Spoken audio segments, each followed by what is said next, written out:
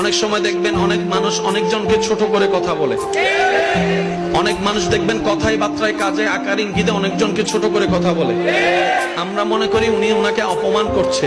আমি শ্রদ্ধার সাথে একটা কথা বলি, মনে রাখবেন, সম্মান দেওয়ার জন্য তার কাছে আগে সম্মান থাকতে হয়।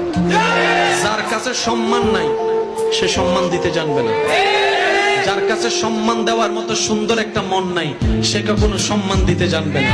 তো কাউকে যদি দেখেন আপনাকে অপমান করছে, আপনি বুঝে নিবেন তার কাছে দেওয়ার মতো সম্মান, বুঝার মতো সুন্দর মন, মাফ করার মতো বড় অন্তর। ব্যর্থতা তার, ব্যর্থতা আপনার নয়। তো কারো কাছ থেকে অপমানিত হলে মন ছোট করবেন না। আমি অপমানিত হয়েছি, এই জায়গায় একটা টেকনিক অ্যাপ্লাই করবেন, সেটা হচ্ছে আপনি ধৈর্য ধরে ওনাকে মাফ করে দিবেন, আল্লাহর দিকে তাকাই ওনাকে মাফ করে দিবেন, দাবি মুক্ত করে দিবেন। আপনার রব এটা দেখে খুশি হয়ে আপনাকে আরো হাজার গুণের ইজ্জতের মালা পরিয়ে দিবে। ওয়াতু ইজ্জু মান তাশা। চিৎকার দিয়ে বলেন সুবহান।